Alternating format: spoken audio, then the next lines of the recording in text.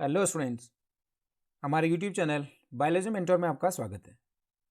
Uttarakhand board 2018 का जीव विज्ञान का प्रश्न पत्र हम सॉल्व कर रहे थे। पिछले वीडियो में हमने पार्ट 1 के अंतर्गत क्वेश्चन नंबर 1 से 18 तक के क्वेश्चंस को सॉल्व किया था। इसी को आगे बढ़ाते हुए आज हम पार्ट 2 के अंतर्गत क्वेश्चन नंबर 19 से आगे को क्वेश्चन सॉल्व करेंगे, जो कि 2022 एग्ज़ाम्स की दृष्टि से काफ़ी इम्पोर्टेंट हैं। तो आइए वीडियो को शुरू करते हैं। 19 है इसका क पार्ट। आर्तव चक्र क्या है स्पष्ट कीजिए। What is menstrual cycle? Primate females में, जैसे कि मनुष्य, बंदर और कपे में जो जनन चक्र होता है वह प्रत्येक 28 to 29 डेज के बाद दोहराया जाता है। तो इसे आर्तव चक्र या मासिक चक्र कहा जाता है। तो अगर आर्तव चक्र की बात करें फीमेल में, तो पहली बार में जब आर्तव चक्र शुरू होता है तो उसे रजो दर्शन कहते हैं या मीनार के कहते हैं, जो कि 10 to 14 ईयर्स की एज में फीमेल्स में होता है। और अंतिम बार में जब आर्तव चक्र होता है उसको रजो निवृत्ति कहते हैं या मेनोपॉज कहते हैं। वह 45 to 50 ईयर्स में फीमेल्स में देखने को मिलता है। तो क्वेश्चन कभी पूछा जाता है कि रजो निवृत्ति क्या है और रजो दर्शन किसे कहते हैं। इस तरह के क्वेश्चंस भी पूछे जाते हैं। तो जो आर्तव चक्र है, आर्तव चक्र की 4 अवस्था में पूर्ण होता है। नंबर जो फर्स्ट है वह है आर्तव प्रावस्था, और दूसरा है फॉलिकुलर प्रावस्था या पुटिकीय प्रावस्था, तीसरा है अंडोत्सर्ग प्रावस्था और चौथा है ल्यूटियल प्रावस्था। अगर एग्जाम में ये क्वेश्चन पूछा जाता है आर्तव चक्र क्या है स्पष्ट कीजिए, तो इस तरह से आपको आंसर देना है। प्राइमेट मादा में होने वाला जनन चक्र आर्तव चक्र या मासिक धर्म कहलाता है। स्त्री में आर्तव चक्र प्रायः 28 to 29 डेज के बाद दोहराया जाता है। आर्तव चक्र की 4 मुख्य प्रावस्थाएं हैं। आर्तव प्रावस्था जो कि 3 से 5 दिनों की होती है, और दूसरा है पुटिकीय प्रावस्था। तो पुटिकीय प्रावस्था जिसको फॉलिकुलर फेज कहते हैं वह 6 से 13वें दिन तक की प्रावस्था को पुटिकीय प्रावस्था कहते हैं। अंडोत्सर्ग प्रावस्था 14वें दिन मेंस्ट्रुअल साइकिल के एग रिलीज होते हैं, तो इस प्रावस्था को अंडोत्सर्ग प्रावस्था कहते हैं। उसके बाद 15वें से लेके जो 28 डेज है, 15 से लेके 28वें दिन का जो समय होता है वह ल्यूटियल प्रावस्था कहलाता है। इसके दौरान कॉर्पस ल्यूटियम का निर्माण होता है, जो कि प्रोजेस्टेरोन हार्मोन का स्राव करता है। आर्तव चक्र के बारे में अगर आपने डिटेल में समझना है तो वीडियो ऑलरेडी चैप्टर नंबर 3 में अपलोड किया गया है, आप चैनल के प्लेलिस्ट में जाकर देख सकते हैं। अब आगे बढ़ते हैं क्वेश्चन नंबर 19 का पार्ट ख। शुक्राणु की संरचना का स्वच्छ एवं नामांकित चित्र बनाई। इसमें आपको मनुष्य के शुक्राणु का स्वच्छ और नामांकित चित्र बनाना है कुछ इस तरह से। यहाँ जो शुक्राणु है, शुक्राणु का जो ये हेड रीजन है, जैसे यहाँ पर एक्रोसोम है, उसके बाद यहाँ पर न्यूक्लियर जो न्यूक्लियस है इसमें जेनेटिक मटेरियल होता है। उसके बाद जो मिडिल पीस होता है, ये नेक यहाँ पर है, मिडिल पीस होता है जहाँ पर माइटोकॉन्ड्रिया होते हैं, उस जो एनर्जी प्रोवाइड करते हैं, और उसके बाद लास्ट टेल रीजन होता है। तो इस तरह से शुक्राणु का आपको चित्र भी बनाना है और इसके जो भी पार्ट होंगे उनका नाम लिखना है, अर्थात इसको लेबल करना है। तो पूरे के पूरे आपको मार्क्स इसमें मिलेंगे। क्वेश्चन नंबर 20 है, सह प्रभाविता व अपूर्ण प्रभाविता को उदाहरण सहित समझाइए। This is most important question, और जो कि 2022 एग्जाम में आने की प्रबल संभावना रखता है। मेंडल के नियम के अनुसार जब 2 विपरीत लक्षणों वाले पौधों में संकरण कराया जाता है तो प्रथम पीढ़ी में जो लक्षण प्रकट होते हैं उसे हम प्रभावी लक्षण कहते हैं, और जो लक्षण प्रकट नहीं होते हैं उसे हम अप्रभावी लक्षण कहते हैं। लेकिन अगर जब दोनों ही लक्षण जो प्रथम पीढ़ी में F1 जनरेशन में जब दोनों ही लक्षण अपना बराबर का प्रभाव दिखाएंगे, अर्थात समान रूप से प्रभावी होंगे, तो इस प्रकार इस को क्या कहेंगे? सह प्रभाविता कहेंगे। जब F1 पीढ़ी का कोई पौधा जो कि क्या है हेट्रोजाइगस है, जैसे कैपिटल आर स्मॉल आर, ये हेट्रोजाइगस हो गया, ये हो गया होमोजाइगस जिसमें दोनों एलील एक ही जैसे होते हैं, कैपिटल आर, ये हो गया होमोजाइगस। तो इस प्रकार की कंडीशन की हम बात कर रहे हैं। F1 जनरेशन में किसी भी हेट्रोजाइगस जो प्लांट है उसमें दोनों ही एलील अगर बराबर रूप से अपना प्रभाव दिखाते हैं, दोनों ही समान रूप से F1 जनरेशन में अभिव्यक्त करते हैं अपने आप को, इस प्रकार इस स्थिति को हम क्या कहेंगे, सह प्रभाविता कहेंगे। एग्जाम्पल, मनुष्य का जो ABO ब्लड ग्रुप है, ABO ब्लड ग्रुप है, वह सह प्रभाविता का बेस्ट एग्जाम्पल है। आइए नोट्स के माध्यम से इसे समझते हैं। सह प्रभाविता ऐसी स्थिति है जिसमें किसी विषम युग्मज अर्थात हेट्रोजाइगस के दोनों एलील पूर्णतः अभिव्यक्त होते हैं। जैसे कैपिटल T स्मॉल t है, इसमें इसको हम कहेंगे heterozygous, capital R small r, ये कंडीशन हो जाएगी हेट्रोजाइगस। इस तरह से जब दोनों ही एलील समान रूप से हेट्रोजाइगस कंडीशन में अपने आप को प्रदर्शित करते हैं, अपने आप को अभिव्यक्त करते हैं, अर्थात F1 संतति दोनों जनकों के साथ समानता दिखाती है। F1 जनरेशन में दोनों के ही गुण समान रूप से प्रकट होंगे, दोनों ही गुण प्रकट होंगे, दोनों ही जो कैरेक्टर होंगे समान रूप से प्रभावी होंगे। उदाहरण के लिए मनुष्य में ABO रुधिर वर्गों की वंशागति, जो ABO रुधिर वर्ग होता है इसी से रुधिर वर्ग A, B, B और O 4 प्रकार के रुधिर वर्गों का निर्माण होता है। मनुष्य में 4 जो रुधिर वर्ग हैं उनका निर्धारण जीन I के द्वारा होता है। जो जीन I हर जो शरीर का लक्षण होता है, हर किसी के लिए एक जीन निर्धारित होता है, एक जीन के द्वारा कोई न कोई लक्षण प्रकट किया जाता है। तो इसीलिए जो ABO ब्लड ग्रुप है मनुष्य में, इसी से 4 प्रकार के ब्लड ग्रुप बनते हैं। तो इसके लिए जो रिस्पॉन्सिबल जो जीन होगा, कौन अभिव्यक्त करेगा अपने आप को, जीन I। लेकिन जो जीन होते हैं जीन एलील के फॉर्म में होते हैं, अर्थात एक जीन के 2 एलील होंगे। तो जो जीन I है इसके 3 एलील होते हैं, IA, IB और I।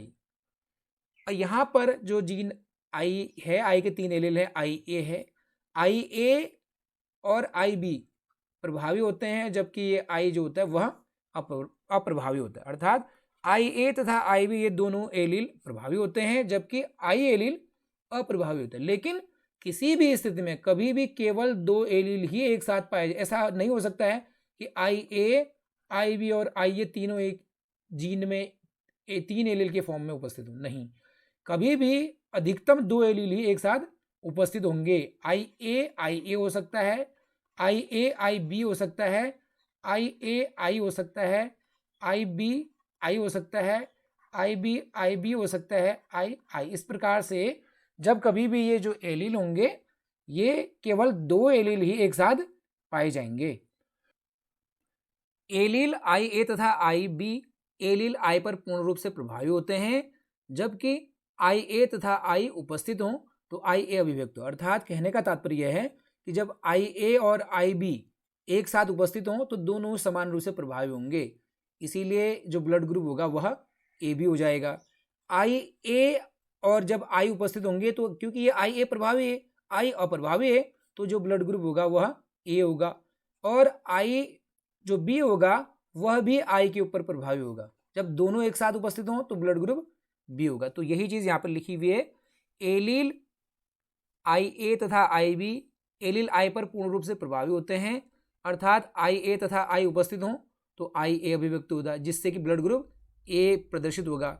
और जब IB और I उपस्थित हों तो IB अपने आप को क्या करेगा, अभिव्यक्त करेगा, और I अपने आप को अभिव्यक्त नहीं कर पाएगा क्योंकि यह अप्रभावी एलील होता है।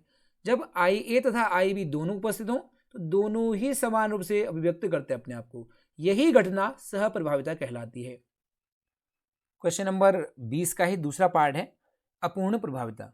मेंडल के प्रभाविता के नियम के अनुसार जब 2 विपरीत लक्षणों वाले पौधों में संकरण कराया जाता है तो F1 जनरेशन में केवल प्रभावी लक्षण अपने आप को प्रकट करता है, लेकिन इसके कुछ अपवाद भी हैं, जैसे कि मिरेबलस जलापा और एंटीराइनम या स्नैपड्रैगन पौधे। इन पौधों में जब 2 विपरीत लक्षणों वाले पौधों में संकरण कराया गया, एक प्रभावी लक्षण वाला और दूसरा अप्रभावी लक्षण वाला, प्रथम पीढ़ी में देखा गया कि प्रभावी लक्षण और अप्रभावी लक्षण दोनों ही प्रकट अपने आप को नहीं कर पाते, लेकिन कोई तीसरा ही लक्षण यहाँ पर प्रकट हो जाता है। इस प्रकार की घटना को अपूर्ण प्रभाविता कहते हैं। जब एक प्रभावी एवं एक अप्रभावी जनकों के मध्य संकरण कराया जाता है तो प्रथम पीढ़ी में प्राप्त संतान में कोई भी लक्षण प्रभावी रूप से प्रकट नहीं होता है, बल्कि F1 पीढ़ी के संतान में प्राप्त लक्षण दोनों जनकों के बीच का होता है। इस घटना को अपूर्ण प्रभाविता कहते हैं। अर्थात यहाँ पर प्रभावी लक्षण प्रकट न होकर कोई तीसरा ही लक्षण यहाँ पर प्रकट हो गया, दोनों जो पेरेंट्स हैं उनके जैसे लक्षण न होकर उनसे मिलता जुलता कोई तीसरा लक्षण यहाँ पर प्रकट हो गया, तो इस प्रकार इस स्थिति को अपूर्ण प्रभाविता या इनकम्प्लीट डोमिनेंस कहते हैं। उदाहरण के लिए स्नैपड्रैगन या डॉग फ्लावर, एंटीराइनम मेजस तथा गुलाबास या 4 o'clock प्लांट जिसे मिरेबलस जलापा कहते हैं, इनमें शुद्ध लाल पुष्प वाले जिसका जो जीनोटाइप है कैपिटल आर तथा शुद्ध सफेद पुष्प वाले जिनका जीनोटाइप है स्मॉल आर, इन दोनों के बीच संकरण कराया जाता है तो F1 पीढ़ी में गुलाबी रंग के पुष्प कैपिटल आर जिनका जीनोटाइप है इस प्रकार के प्राप्त होते हैं। जबकि अगर सामान्य रूप से देखा जाए तो लाल पुष्प और सफेद पुष्प वाले पौधे में संकरण कराया जाता है। लाल पुष्प क्योंकि ये प्रभावी लक्षण है, सफेद रंग ये अप्रभावी है, तो दोनों के द्वारा जो नया जो पौधा बनता है F1 जनरेशन में कैपिटल आर, इसका रंग होना चाहिए लाल, क्योंकि लाल प्रभावी लक्षण होता है जो कि F1 जनरेशन में प्रभावी लक्षण प्रकट करता है अपने आप को। लेकिन अपूर्ण प्रभावता में प्रथम पीढ़ी में जो भी लक्षण यहाँ पर प्रकट हुआ प्रथम पीढ़ी में, वह लक्षण लाल न होकर यहाँ पर कैसा हो गया, पिंक कलर का, अर्थात गुलाबी रंग यहाँ पर प्रकट हुआ। अर्थात जब दो विपरीत लक्षण वाले पौधे में संकरण कराया गया, एक प्रभावी लक्षण और दूसरा अप्रभावी लक्षण, F1 पीढ़ी में प्रभावी और अप्रभावी के अलावा कोई इन लक्षणों के अलावा कुछ तीसरा ही लक्षण यहाँ पर प्रकट हो गया जो कि दोनों जनकों के मध्य का लक्षण है। इस प्रकार इस स्थिति को अपूर्ण प्रभाविता कहते हैं। जब F1 पौधों के बीच स्वपरागण कराया गया तो F2 पीढ़ी में लाल पुष्प, गुलाबी पुष्प तथा सफेद पुष्प का जो अनुपात है वह 1:2:1 के अनुपात में ये पौधे प्राप्त होते हैं। आइए एक रेखा चित्र के माध्यम से समझते हैं। लाल पुष्प जिसका कि जीनोटाइप कैपिटल आर और सफेद पुष्प जिसका कि जीनोटाइप स्मॉल आर है। इस प्रकार के पौधों में संकरण कराया गया तो सबसे पहले इनके द्वारा गैमेट्स बनेंगे, युग्मक बनेंगे कैपिटल आर और यहाँ पर स्मॉल आर। तो जब इनके मध्य संकरण कराया गया तो F1 जनरेशन में जो जीनोटाइप बना, जिससे यहाँ ये कैपिटल आर और यहाँ से यह स्मॉल आर, इस प्रकार से कैपिटल आर स्मॉल आर। तो जो सभी जो पौधे थे उनमें जो पुष्प थे लाल पुष्प न होकर वहाँ पर सभी जो पौधे हैं गुलाबी पुष्प वाले पौधे प्राप्त होते हैं। तो F1 जनरेशन में यह अपूर्ण प्रभावता को प्रदर्शित करता है। लेकिन जब इनमें स्वपरागण की प्रक्रिया अपनाई गई कैपिटल आर स्मॉल आर, तो कैपिटल आर के जो गैमेट्स बने यहाँ पर बने कैपिटल आर और स्मॉल आर, और फिर कैपिटल आर स्मॉल आर के यहाँ पर हमने गैमेट्स बना दे कैपिटल आर और स्मॉल आर। तो इस तरह से इनके द्वारा जो पौधे प्राप्त हुए वह कैपिटल आर लाल रंग, कैपिटल आर स्मॉल आर ये गुलाबी रंग और स्मॉल आर ये सफ़ेद रंग के पुष्प वाले पौधे प्राप्त हुए। इस प्रकार इनका जो फिनोटाइप था 1:2:1 और जो जीनोटाइप अनुपात था वह भी 1:2:1 के रूप में ये पौधे प्राप्त हुए। तो इस तरह से इसका आंसर आपको देना है। इसके बारे में अगर डिटेल आपको स्टडी करनी है तो चैनल के प्लेलिस्ट में जाकर देख सकते हैं। क्वेश्चन नंबर 20वां ही है अथवा में, मानव में लिंग निर्धारण की प्रक्रिया को रेखाचित्र द्वारा समझाइए। जो मनुष्य है, मनुष्य में लिंग निर्धारण की प्रक्रिया किस प्रकार होती है इसको थोड़ा सा समझाना है और आपको रेखा चित्र भी बनाना है। मनुष्य में लिंग निर्धारण, मनुष्य में कुल 23 जोड़ी गुणसूत्र पाए जाते हैं, अर्थात गुणसूत्र की टोटल संख्या होती है मनुष्य में 46। इनमें से 22 जोड़ी गुणसूत्र नर व मादा दोनों में एक समान होती है जिन्हें ऑटोसोम्स या समजात गुणसूत्र कहते हैं। इस तरह से 46 गुणसूत्रों में से 22 जोड़ी अर्थात 44 जो गुणसूत्र होंगे मेल और फीमेल दोनों में एक जैसे होंगे, और जो 23वां जोड़ा होगा उन्हें हम लिंग गुणसूत्र कहते हैं, जो कि मेल में XY और फीमेल में XX होता है। अब जो मनुष्य में लिंग निर्धारण होता है उसके लिए रिस्पॉन्सिबल कौन होता है? उसके लिए मनुष्य का मेल के शुक्राणु ही रिस्पॉन्सिबल होते हैं। तो जो मेल है, जो नर है, नर में X तथा Y गुणसूत्र ही मनुष्य में लिंग निर्धारण के लिए उत्तरदायी होते हैं। कभी कभी प्रश्न पूछा जाता है कि लिंग निर्धारण के लिए कौन से क्रोमोसोम्स रिस्पॉन्सिबल होते हैं। आप कहेंगे कि लिंग निर्धारण के लिए जो मेल के क्रोमोसोम होते हैं वो रिस्पॉन्सिबल होते हैं। अगर जो मेल का जो शुक्राणु है, आधे शुक्राणु में सेक्स क्रोमोसोम X होता है और आधे में सेक्स क्रोमोसोम Y होता है शुक्राणु में, तो शुक्राणु के द्वारा ही लिंग निर्धारण यहाँ पर देखने को मिलता है। इस तरह से अगर बात करें मनुष्य में, पुरुष में 2 प्रकार के शुक्राणु बनते हैं। आधे शुक्राणु X लिंग क्रोमोसोम्स वाले होते हैं और आधे Y लिंग क्रोमोसोम वाले होते हैं।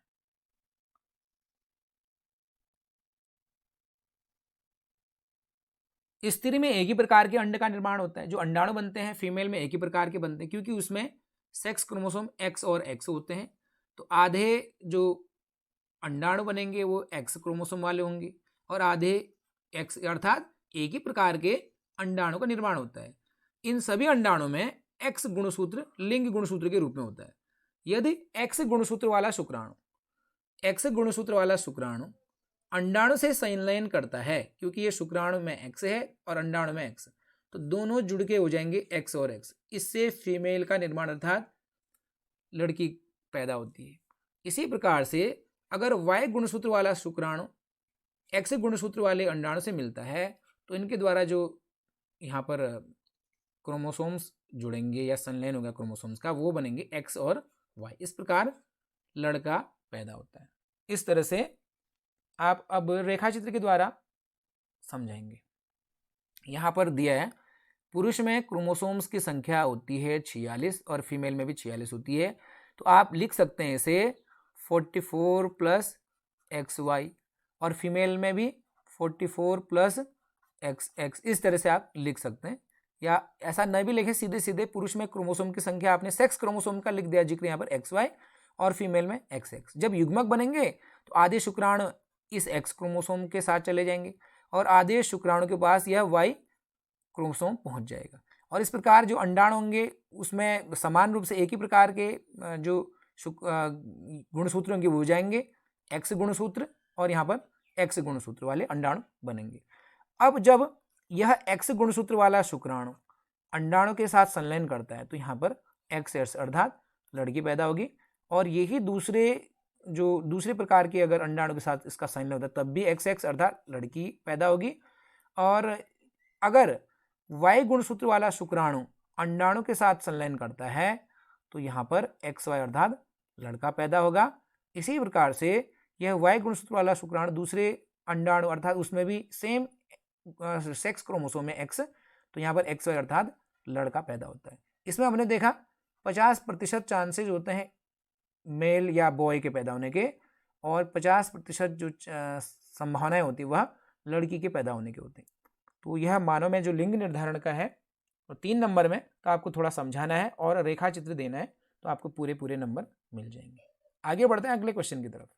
अब बात करेंगे क्वेश्चन नंबर 21 की। मानव जीनोम परियोजना के 3 लक्ष्य लिखिए। Right 3 goals of human genome project. Manav genome परियोजना ह्यूमन जीनोम प्रोजेक्ट, मानव जीनोम परियोजना 1990 में शुरू हुई थी और यह चली 2003 तक। तो इसकी कुल समयावधि है 13 वर्ष। प्रश्न पूछा जा सकता है मानव जीनोम परियोजना की शुरुआत कब हुई? 1990 में और कंप्लीट कब हुआ? 2003 में। कुल कितने वर्ष इसकी अवधि रही? 13 वर्ष। इसे महापरियोजना या मेगा प्रोजेक्ट भी कहा जाता है। और यह किसके तत्वावधान में हुई, अर्थात कौन इसका संयोजक था? तो इस परियोजना का जो संयोजन व समन्वय था वह किया गया US department of energy, US department of energy and national institute of health ने। इस परियोजना का संयोजन व समन्वय यूएस डिपार्टमेंट ऑफ एनर्जी और नेशनल इंस्टीट्यूट ऑफ हेल्थ ने किया था। और आइए बाकी इसकी डिटेल समझते हैं। तो मानव कोशिका में मिलने वाले सभी 46 क्रोमोसोम के संपूर्ण डीएनए का अनुक्रम पता लगाने वाली महत्वाकांक्षी योजना, जिसे कि मानव जीनोम परियोजना कहते हैं, इसकी शुरुआत 1990 में की गई जो कि 2003 तक चली। कुल 13 वर्ष इसका कार्यकाल रहा। मानव जीनोम परियोजना एक महापरियोजना या जिसे हम मेगा प्रोजेक्ट कहते हैं जो विभिन्न मानव हितकारी उद्देश्यों को ध्यान में रखकर तैयार की गई। तो इतना डिटेल आप लिख देंगे पहले मानव जीनोम परियोजना के बारे में। फिर इसके कौन कौन से लक्ष्य थे, कई सारे इसके जो लक्ष्य हैं वह हैं, उनमें से कुछ आपने जो इस यहाँ पर पूछे गए 3 लक्ष्य, तो 3 लक्ष्य आपने लिख देने। मानव डीएनए में मिलने वाले लगभग 20,000 से 25,000 जीनों की पहचान करना। पहले यह माना जाता था कि कुल जीनों की जो अनुमानित संख्या है इससे कहीं ज़्यादा थी, लेकिन मानव डीएनए में मिलने वाले लगभग 20,000 से 25,000 जीनों की पहचान करना इसका पहला लक्ष्य था। उसके बाद दूसरा, मानव डीएनए को बनाने वाले 3 बिलियन रासायनिक क्षार युग्मों या बेस पेयर्स के अनुक्रम का निर्धारण करना, कि डीएनए में जो एडेनिन, ग्वानिन, थाइमिन, साइटोसिन है, तो इस प्रकार से इनका जो क्रम है, कौन सा एक क्रम है, तो 3 बिलियन रासायनिक जो क्षार हैं उनके युग्मों का जो अनुक्रम है उसका निर्धारण करना। और तीसरा जो इसका लक्ष्य था वो था कि इन संपूर्ण जानकारी, इसके अलावा बाकी भी लक्ष्य थे, इन सभी जानकारियों का आंकड़ों के रूप में संग्रहित करना, इसका डेटाबेस भी तैयार करना। इस प्रकार मानव जीनोम परियोजना के लक्ष्य को आपको लिख देना है अगर यह प्रश्न पूछा जाता है तो। आइए बढ़ते हैं अगले प्रश्न की तरफ। क्वेश्चन नंबर 23 है, सूक्ष्म जीवों की जैव उर्वरक के रूप में क्या उपयोगिता है? उदाहरण सहित समझाइए। प्रश्न कुछ इस तरह से पूछा जा सकता है कि जैव उर्वरक किसे कहते हैं या जैव उर्वरक क्या है, डिटेल में समझाइए। तो 3 नंबर का प्रश्न है, सूक्ष्म जीव जैसे कि बैक्टीरिया, ब्लू ग्रीन एल्गी और इसके अलावा फंजाई, ये जो सूक्ष्म जीव होते हैं यह जैव उर्वरक के रूप में कार्य करते हैं। अर्थात बैक्टीरिया, ब्लू ग्रीन एल्गी, नीलहरित शैवाल या जिसको साइनोबैक्टीरिया कहते हैं, और फंजाई या कवक, ये जो जीव होते हैं इन्हें जैव उर्वरक कहते हैं क्योंकि ये सॉइल की फर्टिलिटी को बढ़ाने का कार्य करते हैं। तो आइए समझते हैं। जैव उर्वरक एक प्रकार के सूक्ष्म जीव होते हैं जिनमें जीवाणु, कवक तथा साइनोबैक्टीरिया, जिसे नीलहरित शैवाल भी कहते हैं, ये शामिल हैं। ये वायुमंडलीय नाइट्रोजन का स्थिरीकरण कर उसे नाइट्रोजन यौगिक में बदल देते हैं तथा पौधों के लिए उपलब्ध कराते हैं। तो वायुमंडलीय नाइट्रोजन का जो स्थिरीकरण है वह करेंगे और स्थिरीकरण कर सॉल्युबल नाइट्रोजन के यौगिकों में इसको बदला जाता है, जिससे कि पौधों को ये जो पोषक तत्व हैं वो आसानी से मिल सकते हैं। सहजीवी जीवाणु जैसे कि राइजोबियम, जो राइजोबियम जीवाणु है वो मटर कुल के पौधों या लेग्यूमिनेसी कहते हैं कुल, लेग्यूमिनेसी कुल के पौधों की जड़ों में पाए जाते हैं।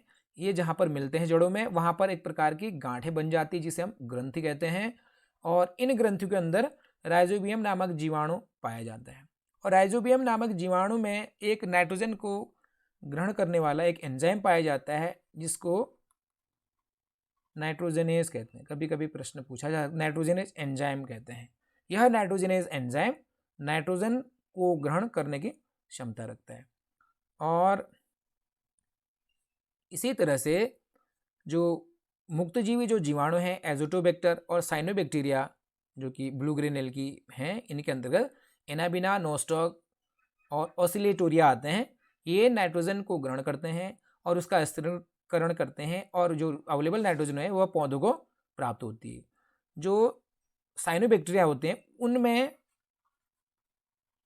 हेटेरोसिस्ट नामक एक संरचना पाई जाती है जो कि नाइट्रोजन को ग्रहण करने में मदद करने का कार्य करती है। तो इस तरह से ये जो क्वेश्चन है इसका आंसर आपको लिखना है। और जो कवक हैं, कवक का एक जो जीनस है, फेमस जीनस, उस जीनस का जो नाम है वह है ग्लोमस। ग्लोमस जीनस के जो कवक हैं उनके द्वारा कवक मूल या माइकोराइजा का निर्माण किया जाता है।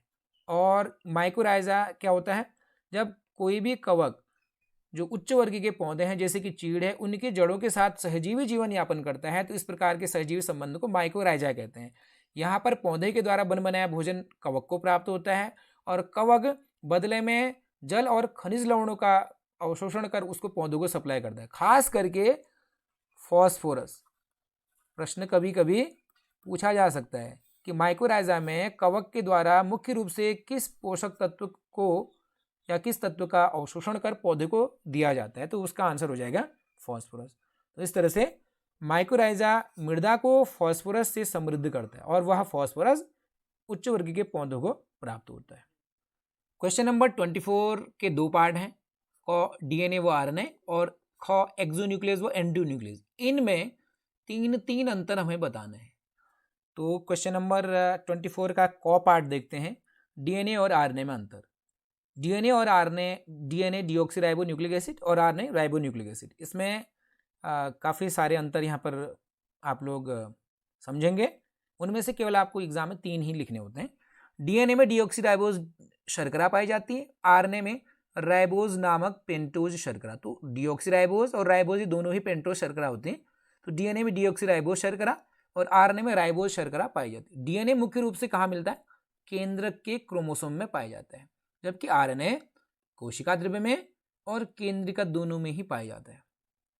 तीसरा अंतर हो गया, डीएनए में जो नाइट्रोजनस क्षार होते हैं एडेनिन, ग्वानिन, साइटोसिन और थाइमिन पाए जाते हैं, जबकि आरएनए में एडेनिन, ग्वानिन, साइटोसिन तो मिलेगा लेकिन थाइमिन नहीं मिलेगा। थाइमिन के स्थान पर आरएनए में यूरेसिल उपस्थित होता है।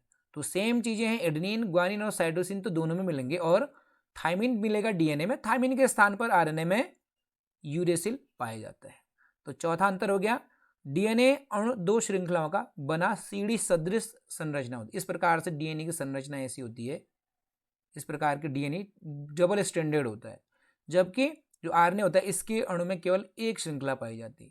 तो इस तरह से सिंपल इस प्रकार के आरएनए की जो संरचना होती है सिंगल स्टैंडर्ड होता है, जबकि डीएनए डबल स्टैंडर्ड होता है। पांचवा अंतर हो गया, डीएनए एक प्रकार का इसमें आनुवंशिक पदार्थ है। डीएनए आनुवंशिक पदार्थ है, जबकि आरएनए आनुवंशिक सूचना का वाहक का कार्य करता है। जो आनुवंशिक सूचनाएं डीएनए में है उनको डीएनए की आनुवंशिक सूचनाएं आरएनए में स्थानांतरित होती है। तो आरएनए का कार्य हो गया और आरएनए के द्वारा फिर लास्ट में प्रोटीन बनता है। तो डीएनए एक प्रकार का आनुवंशिक पदार्थ है, जबकि आरएनए आनुवंशिक सूचनाओं के वाहक का कार्य करता है। डीएनए की जो आनुवंशिक सूचनाएं हैं वह अपने में धारण करके उनसे प्रोटीन बनाने का कार्य करता है, अर्थात उन सूचना को लेके प्रोटीन बनाने में, उन सूचनाओं का कार्य प्रोटीन बनाने में किया जाता है आरएनए के द्वारा। उसके बाद लास्ट जो छठा अंतर है, डीएनए स्थायी होता है जबकि आरएनए अस्थायी होता है। तो इन 6 अंतरों में से कोई भी आपको 3 एग्जाम में लिखने हैं। अगर प्रश्न पूछा जाता है दोनों में केवल 3 अंतर ही लिखने हैं। तो इस तरह से आप इस क्वेश्चन का आंसर लिख सकते हैं। क्वेश्चन नंबर 24 का पार्ट ख है, एक्सोन्यूक्लियस तथा एंडोन्यूक्लियस में अंतर। रिकॉम्बिनेंट डीएनए तकनीक में एक कोशिका से अगर डीएनए का कुछ पार्ट काट कर दूसरी कोशिका में हम प्रतिस्थापित करते हैं, इंसर्ट कराते हैं, तो उस समय इस तरह के एंजाइम्स का उपयोग किया जाता है। तो 2 प्रकार के जो ये एंजाइम हैं, एक्सोन्यूक्लियस, एक्सो का अर्थ होता है बाहरी और एंडो का अर्थ होता है अंदर। तो एक्सोन्यूक्लियस क्या करेगा, एक्सोन्यूक्लियस के द्वारा डीएनए के बाहरी जो उसके सिरे होते हैं उनको काटने का काम किया जाता है। और जो एंडोन्यूक्लियस है, एंडोन्यूक्लियस एंजाइम क्या करेगा, एंडोन्यूक्लियस जो एंजाइम है वह डीएनए को उसके विशिष्ट स्थल से, उसके मध्य से काटने का कार्य करता है। तो इस तरह से इनमें अंतर हो जाएंगे। पहला है, एक्सोन्यूक्लियस एंजाइम डीएनए के सिरे से न्यूक्लियोटाइड्स को काटता है, जबकि एंडोन्यूक्लियस एंजाइम डीएनए को उसके बीच से विशिष्ट स्थान में काटने का कार्य करता है। एक्सोन्यूक्लियस आरएनए को नहीं काटते हैं, जबकि एंडोन्यूक्लियस डीएनए के साथ ही आरएनए को भी काटने का कार्य करते हैं। अब बढ़ते हैं क्वेश्चन नंबर 25 की तरफ। जीन चिकित्सा क्या है, एडेनोसिन डीएमिनेज की कमी का उदाहरण देते हुए समझाइए। This is most important question for 2022। तो जीन चिकित्सा में मानव में उपस्थित दोषपूर्ण जीन को स्वस्थ व क्रियाशील जीन से बदला जाता है। इस विधि में क्या किया जाता है, इस विधि में आनुवंशिक दोष वाली कोशिकाओं के उपचार हेतु सामान्य जीन को व्यक्ति या भ्रूण में स्थानांतरित करते हैं। कोई भी व्यक्ति में अगर कोई डिफेक्टिव जीन है तो उसको शरीर से बाहर निकाल दिया जाएगा और उसके स्थान पर सामान्य जीन जो सही तरीके से कार्य कर सके उसे व्यक्ति में या उसमें उसके भ्रूण में स्थानांतरित करते हैं, जो निष्क्रिय जीन की क्षतिपूर्ति कर उसके कार्य को संपन्न करने का कार्य करते हैं। इसका एक एग्जाम्पल काफ़ी फेमस है, मोस्ट इंपोर्टेंट है, एडेनोसिन डीएमिनेज का उदाहरण देते हुए इसे समझाना है। तो जो एग्जाम्पल है वह है, जीन चिकित्सा का सर्वप्रथम जो प्रयोग हुआ वह 1990 में एक 4 वर्षीय लड़की में किया गया। उसमें एडेनोसिन डीएमिनेज नामक एंजाइम की कमी को दूर करने के लिए सर्वप्रथम जीन चिकित्सा का प्रयोग किया गया। This is also most important question. अक्सर पूछा भी जाता है कि सर्वप्रथम जीन चिकित्सा का प्रयोग कब और किसके ऊपर किया गया। तो सबसे पहले जीन चिकित्सा का प्रयोग 1990 में एक 4 वर्षीय लड़की के ऊपर किया गया। उसमें एडेनोसिन डीएमिनेज नामक एंजाइम की कमी थी और इसको दूर करने के लिए यह प्रयोग सर्वप्रथम 1990 में किया गया। यह एंजाइम प्रतिरक्षा तंत्र में कार्य के लिए अति आवश्यक होता है। तो एडिनोसिन जो डीएमिनेज एंजाइम है, इसके कारण प्रतिरक्षा तंत्र काफ़ी स्ट्रांग होता है, मजबूत होता है। अगर यह इसकी कमी होती है तो व्यक्ति का प्रतिरक्षा तंत्र काफ़ी कमज़ोर हो जाता है और इस तरह से शरीर का प्रतिरक्षा तंत्र जो कमज़ोर पड़ता है, इस रोग को कहा जाता है सीवियर कंबाइंड इम्यूनो डेफिशिएंसी। तो एडीए या एडिनोसिन डीएमिनेज नामक एंजाइम का कार्य है शरीर का प्रतिरक्षा तंत्र मजबूत करना। अगर एडीए एंजाइम को बनाने वाला है जीन या तो डिलीट हो गया है या किसी कारण कार्य नहीं कर पा रहा है, तो उस व्यक्ति में SCID नामक बीमारी हो जाती है, ये रोग हो जाता है, जिसका पूरा नाम है सीवियर कंबाइंड इम्यूनो डेफिशिएंसी। इसका फुल फॉर्म इंपॉर्टेंट है, एग्जाम में पूछा जा सकता है। तो यह एंजाइम प्रतिरक्षा तंत्र में कार्य के लिए अति आवश्यक होता है। जीन थेरेपी के प्रथम पद में क्या किया जाता है कि रोगी के रक्त से लिम्फोसाइट को निकालकर उन्हें शरीर से बाहर संवर्धित किया जाता है। सबसे पहला काम जो रोगी व्यक्ति है उसके शरीर से लिम्फोसाइट्स निकाले जाएंगे। जैसे किसी भी जो व्यक्ति है, व्यक्ति के शरीर से, जैसे उसके बोन मैरो से लिम्फोसाइट्स निकाले जाएंगे और इन लिम्फोसाइट्स को निकालकर बाहर संवर्धित किया जाता है। और एक रेट्रोवायरस है, ऐसा वायरस जिसमें आरएनए जेनेटिक मटेरियल होता है, जैसे कि HIV वायरस होता है, ये इसी तरह के वायरस को रेट्रोवायरस कहते हैं जिनमें आरएनए जेनेटिक मटेरियल होता है। तो एक रेट्रोवायरस नामक वाहक लिया जाएगा और इस वाहक की मदद से एक सक्रिय एडीए को बनाने वाला कॉम्प्लीमेंट्री डीएनए इन लिम्फोसाइट्स में प्रवेश कराया जाएगा। तो सबसे पहले क्या करेंगे, शरीर के ब्लड से लिम्फोसाइट्स ले लेंगे, खास करके जैसे बोन मैरो लिया, बोन मैरो से हमने लिम्फोसाइट्स लिए और उन लिम्फोसाइट्स में रेट्रोवायरस जो कि हमारे शरीर को हार्म न करने वाला इस प्रकार का जो रेट्रोवायरस लेंगे और उस रेट्रोवायरस की मदद से एक एडीए को बनाने वाले कॉम्प्लीमेंट्री डीएनए को या एडीए को बनाने वाला जो जीन है उसे लिम्फोसाइट्स के अंदर डालेंगे और फिर इसे शरीर में प्रविष्ट करा देंगे और इस तरह से उस व्यक्ति में एडीए बनाने वाला कार्यशील एंजाइम पहुंच जाएगा। इन सुधारे गए लिम्फोसाइट्स को फिर से रोगी के शरीर में प्रविष्ट करा दिया जाता है। तो सबसे पहले क्या करेंगे, शरीर से लिम्फोसाइट्स लेंगे और उन लिम्फोसाइट्स में रेट्रोवायरस की मदद से एडीए को बनाने वाला एक कॉम्प्लीमेंट्री डीएनए या एक प्रकार से कहा जा सकता है उसको जीन को डालेंगे लिम्फोसाइट्स में और इन लिम्फोसाइट्स को पुनः शरीर के अंदर व्यक्ति के डालेंगे, रोगी शरीर के अंदर डालेंगे, जिससे कि अब उस व्यक्ति में एडीए को बनाने वाला एंजाइम जीन पहुंच जाएगा, जिससे कि एडीए एंजाइम प्रॉपर तरीके से बन जाएगा और यह जो रोग है वह दूर हो जाएगा। क्वेश्चन नंबर 25 का जो पार्ट है, निम्नलिखित पर संक्षिप्त टिप्पणी लिखिए अथवा में। क है अनुप्रवाह संसाधन और ख प्रतिकृतियन का उद्भव। तो अनुप्रवाह संसाधन में क्या होता है, जैव प्रौद्योगिकी के द्वारा जब किसी भी प्रोडक्ट को तैयार किया जाता है तो उसे मार्केट में भेजने से पहले उसको शुद्ध अवस्था में प्राप्त करना जरूरी होता है।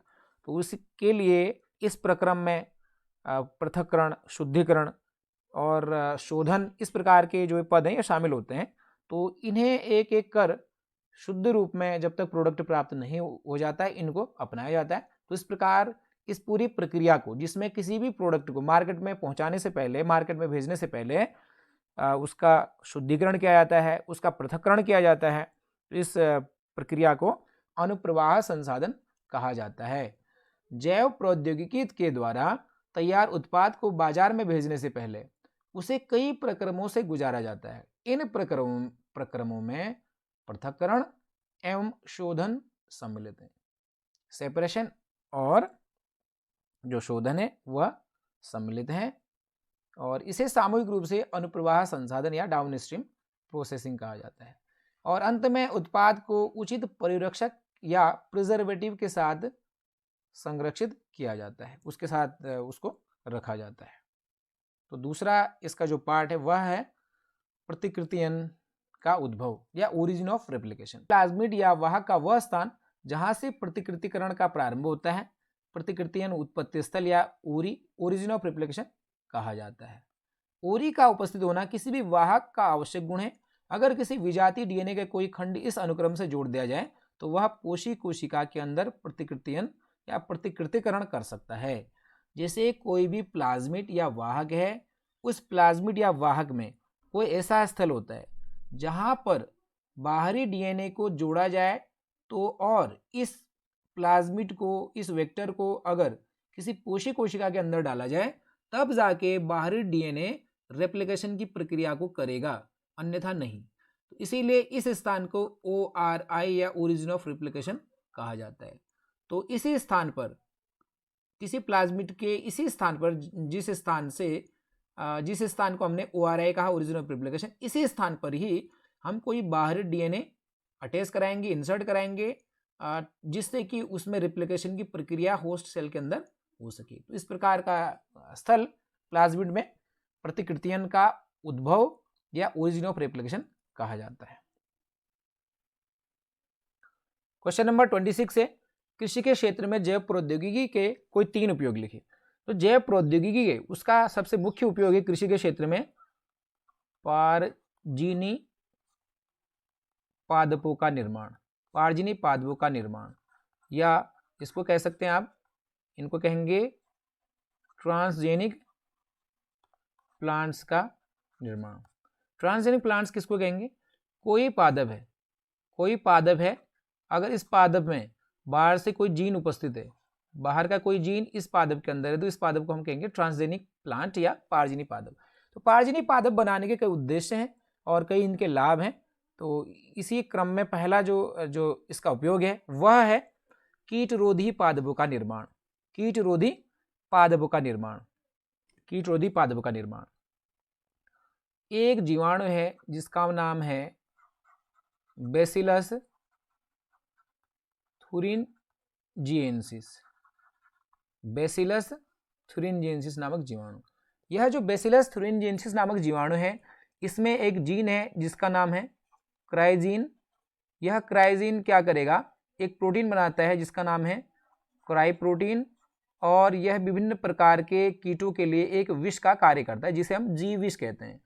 जब बैसिलस थुरिनजिएंसिस नामक जो जीवाणु है, इसका जीन डीएनए जो पुनर्योगस डीएनए तकनीक है, उसके द्वारा इसका जो जीन है विभिन्न प्रकार के पादपों के अंदर डाला जाता है, जीन डाला जाएगा। तो उन पादपों में क्या पहुंच गया? उन पादपों में पहुंच गया क्राइजीन, और इसके द्वारा एक प्रोटीन बनेगी जिसको कहते हैं हम क्राई प्रोटीन, और वह क्राई प्रोटीन वहां पर एक प्रकार से जीव विष का वह कार्य करेगा। जब कभी भी कोई भी कीट इस प्रकार के पादपों को, जिनको हम कह रहे हैं कि ट्रांसजेनिक प्लांट, इस तरह के पादपों को अगर कोई कीट पादपों को खाएगा, तो पादपों के शरीर के अंदर जो जीन है उसके द्वारा क्राई प्रोटीन बनाया जाएगा, और वह क्राई प्रोटीन एक प्रकार का विष का कार्य करेगा, और वह चला जाएगा कीट के आंत में। और कीट के आंत में जो क्षारीय पीएच के कारण वह क्राई प्रोटीन क्या हो जाएगी? एक्टिव हो जाएगी, जिसकी वजह से अब कीट के जो आंत हैं वहां पर छोटे छोटे छेद बनना शुरू हो जाएगा। अगर कीट के आंत में छेद बन गए तो कीट की क्या हो जाएगी? डेथ हो जाएगी। लेकिन कभी कभी क्वेश्चन ये भी पूछा जा सकता है कि जो क्राई प्रोटीन है या क्राई जीन है, उसके द्वारा जो प्रोटीन बनती है, जो जीव विष बनता है, वह जीवाणु को नष्ट क्यों नहीं करता है? क्योंकि जीवाणु के शरीर के अंदर यह विष बन रहा है।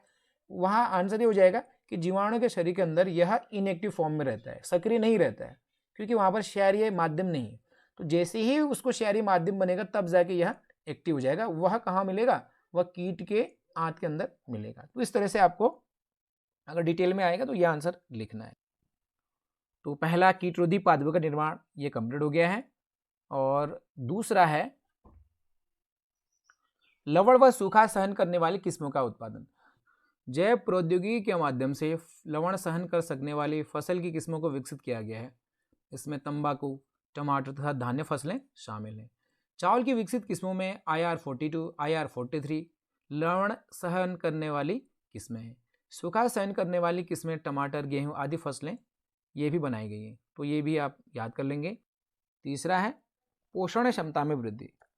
जैव प्रौद्योगिकी के माध्यम से इस प्रकार की फसलें तैयार की गई हैं जिनमें पोषक मान अत्यधिक हो या जो पोषक रूप से काफ़ी समृद्ध हो। उदाहरण के लिए सुनहरा चावल। सुनहरा चावल या गोल्डन राइस जेनेटिक इंजीनियरिंग की मदद से तैयार की गई चावल की एक किस्म है। इस किस्म को इस प्रकार बनाया गया है कि इसमें बीटा कैरोटीन, जो कि क्या है, एक विटामिन ए का पूर्ववर्ती है, प्रचुर मात्रा में इसके दानों में पाया जाता है। तो बीटा कैरोटीन की उपस्थिति के कारण ही यह पीला या सुनहरा दिखाई देता है, जो कि आंखों के लिए काफ़ी फायदेमंद होता है क्योंकि विटामिन ए प्रचुर मात्रा में इसमें पाया जाता है। क्वेश्चन नंबर 27, ये इस बार ये सब डिलीट हो गए हैं। क्वेश्चन नंबर 28 है लघु बीजाणु धानी तथा गुरु बीजाणु धानी के बीच अंतर स्पष्ट कीजिए। इन घटनाओं के दौरान किस प्रकार का कोशिका विभाजन संपन्न होता है? इन दोनों घटनाओं के अंत में बनने वाले संरचनाओं के नाम बताइए। 5 नंबर का ये प्रश्न है। इसका अगर आप इंग्लिश वर्जन देखें तो यहाँ लिखा है differentiate between microsporogenesis and megasporogenesis, जबकि हिंदी में लघु बीजाणु धानी तथा गुरु बीजाणु धानी लिखा हुआ है। तो अगर इसका हम लोग सही वर्जन देखें तो इंग्लिश को ही सही माना जाता है। जब कभी आपको क्वेश्चन में कोई डाउट हो रहा हो तो आप इंग्लिश में क्या क्वेश्चन पूछा गया है उसी को आपको फाइनल मानना है। तो माइक्रोस्पोरोजेनेसिस का हिंदी में होना चाहिए था लघु बीजाणु जनन। इसी तरह से मेगास्पोरोजेनेसिस का गुरु बीजाणु धानी न होकर होना चाहिए गुरु बीजाणु जनन। तो इसको सही रूप से हम लिखते हैं लघु बीजाणु जनन तथा गुरु बीजाणु जनन में यहाँ पर अंतर पूछा जा रहा है। तो लघु बीजाणु जनन होगा लघु बीजाणु मातृ कोशिका या माइक्रोस्पोर मदर सेल से लघु बीजाणु बनने की प्रक्रिया को लघु बीजाणु जनन कहते हैं, जबकि गुरु बीजाणु मातृ कोशिका से गुरु बीजाणु के बनने की प्रक्रिया को गुरु बीजाणु जनन कहते हैं। तो पहला डिफरेंस ये हो गया। दूसरा डिफरेंस है लघु बीजाणु जनन, यह प्रक्रिया पराग कोश के अंदर होती है, जबकि गुरु बीजाणु जनन की प्रक्रिया अंडाशय के बीजांड के अंदर संपन्न होती है। इसके बारे में अगर आपको डिटेल समझना है तो चैप्टर नंबर 2 में आप वीडियो पहले से अपलोड किए गए हैं, उन्हें देख सकते हैं। अब इसी क्वेश्चन का जो दूसरा पार्ट है वहाँ पर क्वेश्चन पूछा गया है इन घटनाओं के दौरान किस प्रकार का कोशिका विभाजन देखने को मिलता है। तो इन घटनाओं के दौरान अर्धसूत्री विभाजन देखने को मिलता है। यहाँ पर एक जो लघु बीजाणु मातृ कोशिका है, एक लघु बीजाणु मातृ कोशिका से 4 यहाँ पर बनेंगे लघु बीजाणु, जिन्हें हम कहते हैं लघु बीजाणु चतुष्क, क्योंकि ये चारों एक साथ जुड़े हुए होते हैं। उसके बाद ये अलग अलग हो जाते हैं और इनसे जब परिपक्व होते हैं तो इनसे ही परागकणों का लास्ट में निर्माण होता है। तो उसके बाद इसी तरह से जो यहाँ पर जो गुरु बीजाणु जनन है, गुरु बीजाणु मातृ कोशिका, गुरु बीजाणु मातृ कोशिका जो कि डिप्लॉयड होता है, जिससे यहाँ पर लघु बीजाणु मातृ कोशिका भी ये क्या डिप्लॉयड है, और गुरु बीजाणु मातृ कोशिका में भी अर्धसूत्री विभाजन होगा तो 4 गुरु बीजाणु बनेंगे। इन चारों में से 3 नष्ट हो जाते हैं और जो एक गुरु बीजाणु शेष है यही गुरु बीजाणु से ही आगे चलकर मादा युग्मकोद्भिद का विकास होता है। तो इस तरह से अगला जो प्रश्न इसमें लिखा हुआ है इन दोनों घटनाओं के अंत में बनने वाले संरचनाओं के नाम लिखे। तो लघु बीजाणु जनन तथा गुरु बीजाणु जनन के फलस्वरूप नर तथा मादा युग्मकोद्भिद का निर्माण होता है। पराग कण को नर युग्मकोद्भिद कहते हैं। उसी तरह से जो एम्ब्रायो सैक होता है या जिसे हम क्या कहते हैं भ्रूण कोश कहते हैं, भ्रूण कोश को मादा युग्मकोद्भिद कहते हैं। तो इस तरह से आप इसका आंसर लिख देंगे। अगर प्रश्न इस तरह से पूछा जाता है लघु बीजाणु धानी तथा गुरु बीजाणु धानी के बीच में अंतर स्पष्ट कीजिए, और इंग्लिश में भी यही दिया है differentiate between microsporangia and megasporangia, तब आंसर आपको कुछ इस तरह से लिखना होगा। लघु बीजाणु धानी तथा गुरु बीजाणु धानी के बीच में अंतर। नंबर पहला अंतर हो गया लघु बीजाणु धानी पुंकेसर के परागकोश में विकसित होती हैं, जबकि गुरु बीजाणुधानी अंडक के अंडाशय में प्लेसेंटा से विकसित होती हैं। तो अगर हम लघु बीजाणुधानी की बात करें तो पराग कोश में कुछ इस प्रकार की जो संरचनाएं होती हैं, इस प्रकार की जो संरचनाएं होती हैं, यहाँ पर जो ये संरचना होती है पराग कोश में, इन्हें हम कहते हैं लघु बीजाणुधानी या माइक्रोस्पोरेंजिया। तो लघु बीजाणुधानी पुंकेसर के पराग कोश में विकसित होती है, जबकि गुरु बीजाणुधानी अंडक के अंडाशय के प्लेसेंटा से विकसित होती हैं। जैसे अंडाशय के अंदर इस प्रकार की जो संरचनाएं हैं, अंडाशय में इस प्रकार से प्लेसेंटा से ये गुरु बीजाणुधानी यहाँ पर विकसित होती हैं, जिन्हें हम इन गुरु बीजाणुधानी को बीजांड भी कहते हैं। तो दूसरा अंतर हो गया, लघु बीजाणुधानी चारों ओर से बाह्य त्वचा, अंतःत्वचा, मध्यस्तर तथा टेपिटम से घिरी रहती है। इसमें अगर लेयर की बात करें तो यहाँ एपिडर्मिस फर्स्ट लेयर होती है, उसके अंदर होती है एंडोथीसियम, उसके अंदर होती है मिडिल लेयर या मध्यस्तर, उसके अंदर होती है यहाँ टेपिटम, और ठीक मध्य में होते हैं बीजाणु जनन ऊतक, और जिनसे माइक्रोस्पोर और फिर परागकणों का निर्माण होता है। और जबकि गुरु बीजाणुधानी या बीजांड चारों ओर से बाह्य तथा अंतः अध्यावरण से घिरा रहता है। तो इसमें क्या होता है, जैसे ये भ्रूण कोश है,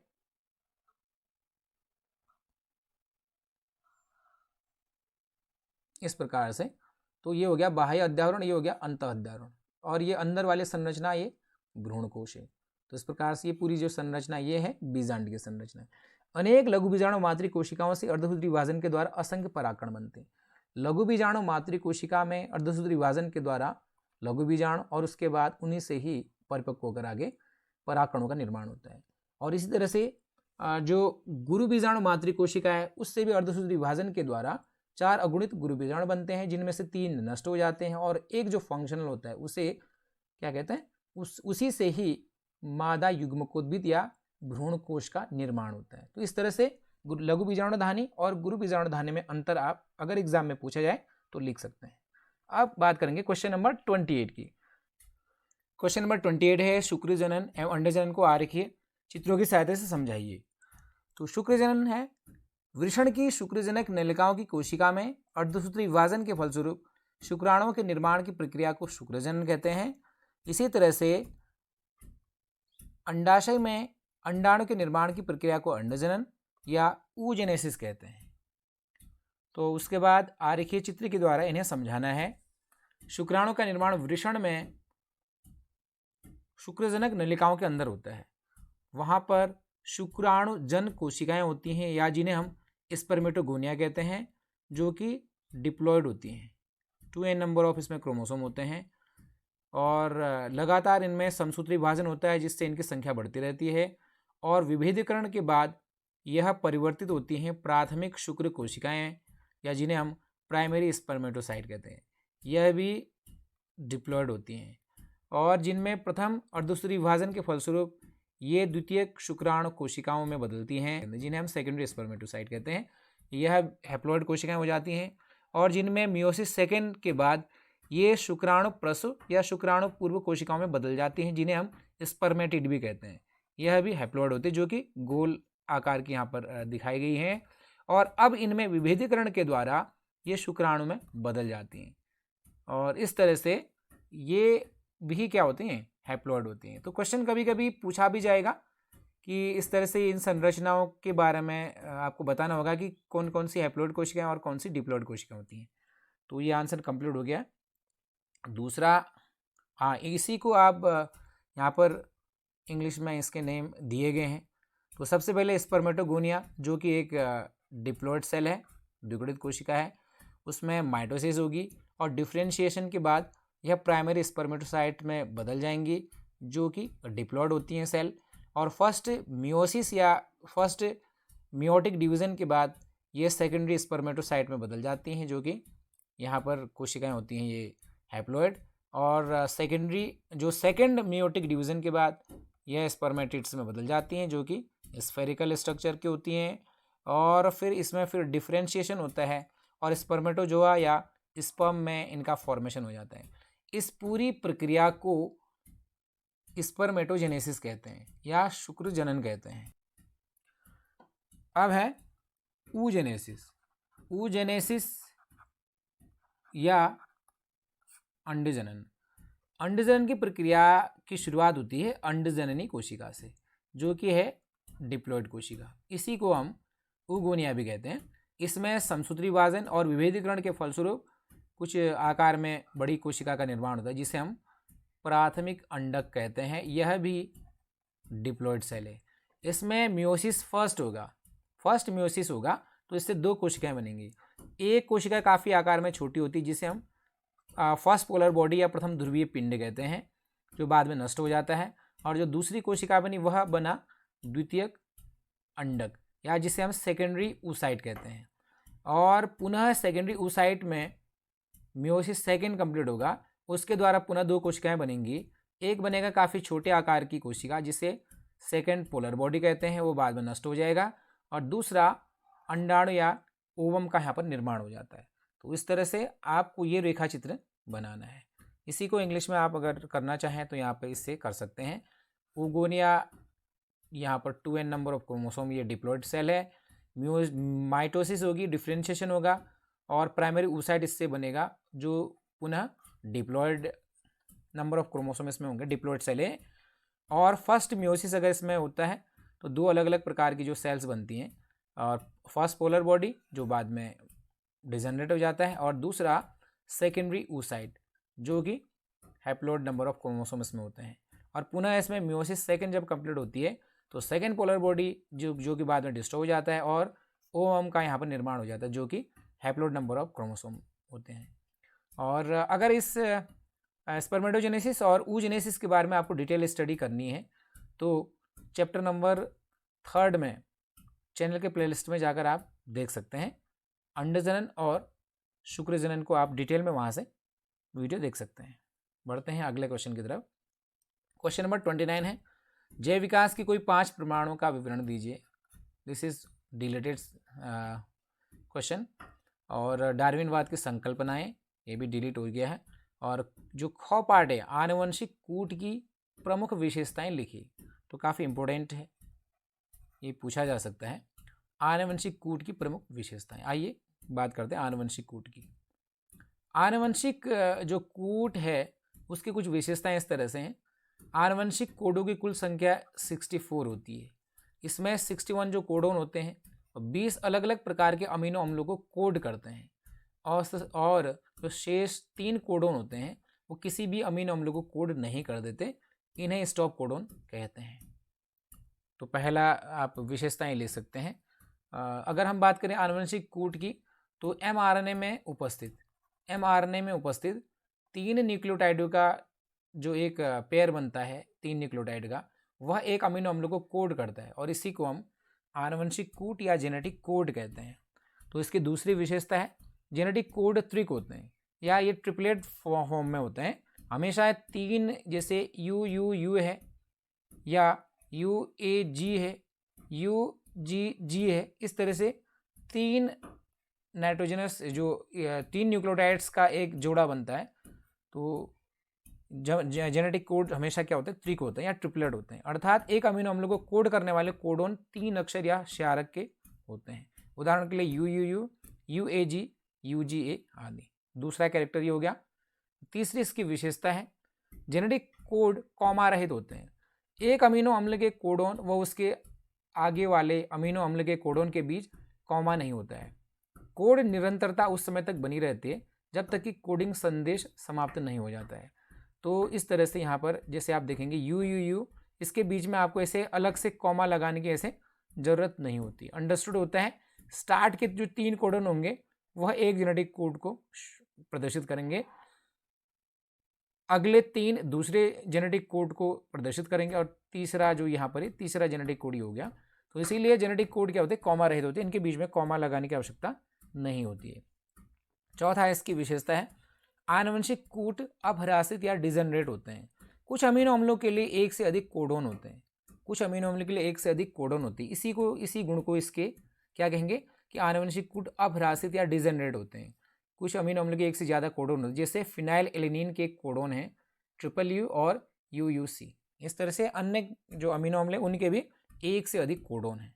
तो इस विशेषता को कहते हैं कि आनुवंशिक कूट अपह्रासित या डिजनरेटिव होते हैं। इसकी अगली विशेषता है, पांचवी विशेषता, आनुवंशिक कूट सार्वत्रिक या यूनिवर्सल होती है। इसका अर्थ ये हुआ कि कोई भी अगर जेनेटिक कोड जैसे कि यू है, यह जीवाणु में अगर फिनाइल एलेनिन को कोड करेगा तो किसी दूसरे जीव में भी, मनुष्य में भी यह यू फिनाइल एलेनिन का ही कूट लेखन करता है। तो इस तरह से आनुवंशिक कूट सार्वत्रिक या यूनिवर्सल होते हैं। अगली विशेषता है आनुवंशिक कूट असंदिग्ध एवं विशिष्ट होते हैं। एक कोडोन केवल एक अमीनो अम्ल का कूट लेखन करता है। जैसे ये ट्रिपल यू है, यह सदैव फिनाइल एलेनिन का ही कूट लेखन करेगा, इसी अमीनो अम्ल का ही ये कोड करेगा। किसी अन्य अमीनो अम्ल के लिए ट्रिपल यू हम नहीं देखेंगे कहीं पर भी। तो ट्रिपल यू हमेशा फिनाइल एलेनिन अमीनो अम्ल का ही कूट लेखन करेगा। इस विशेषता को कहेंगे आनुवंशिक कूट असंदिग्ध एवं विशिष्ट होते हैं। अगली विशेषता है एयूजी कोडोन दोहरा कार्य करता है। यह पहला तो मिथ्योनाइन अमीनो अम्ल के लिए कूट लेखन का कार्य करेगा, और दूसरा एयूजी का कार्य होता है प्रारंभक कोडोन या स्टार्ट कोडोन के रूप में कार्य करना। तो इसके दो कार्य हो गए। अंत में अगला जो इसकी विशेषता है समापक कोडोन। यूएए, यूएजी और यूजीए, ये तीनों स्टॉप कोडोन का कार्य करते हैं। इस तरह से टोटल हमारे पास कोडोन की संख्या होगी 64 में से 61 जो कोडोन है वो विभिन्न प्रकार के अमीनो अम्ल के लिए कोडोन का कार्य करेंगे या उनका कूट लेखन करते हैं। और जो तीन जो स्टॉप कोडोन है उसमें है यूएए, यूएजी और यूजी। इस तरह से जेनेटिक कोड की विशेषताएं आप एग्जाम में अगर आता है तो आसानी से इन्हें याद करके लिख सकते हैं। अगले क्वेश्चन की तरफ बढ़ते हैं, जो कि इस क्वेश्चन पेपर का अंतिम क्वेश्चन है। तालाब के पारिस्थितिक तंत्र के विभिन्न घटकों का सचित्र वर्णन कीजिए। डिलीटेड सिलेबस का है और निम्नलिखित की व्याख्या कीजिए। इसको भी हम छोड़ देंगे। और जो ये जो सिलेबस में अभी दिया हुआ है जैव विविधता या बायोडाइवर्सिटी, आइए जैव विविधता के विषय में समझते हैं। जैव विविधता या बायोडाइवर्सिटी दो शब्दों से मिलकर बना है। बायो का अर्थ होता है जीवन और डाइवर्सिटी का अर्थ होता है विविधता। तो साधारण शब्दों में किसी निश्चित भौगोलिक क्षेत्र में पाए जाने वाले जीवों की संख्या और उनकी विविधता को उस क्षेत्र की जैव विविधता कहते हैं। जिस क्षेत्र में जितने अधिक वनस्पति और जंतु पाए जाते हैं उस क्षेत्र की जैव विविधता उतनी ही अच्छी मानी जाती है। तो जैव विविधता को अगर समझना है तो तीन स्तरों में इसको समझा जा सकता है: आनुवांशिक जैव विविधता, जातीय जैव विविधता और पारितंत्रीय जैव विविधता। तो इस तरह से 2018 उत्तराखंड बोर्ड का जीव विज्ञान का प्रश्न पत्र हमने सभी 30 क्वेश्चन सॉल्व कर दिए हैं। उम्मीद करता हूँ कि आप सभी इससे लाभ उठाएंगे, और अगर आपको ये वीडियो पसंद आया तो कुछ सीखने को मिला तो आप अन्य अपने साथियों को भी ज़रूर इस वीडियो को शेयर कीजिएगा। Thank you.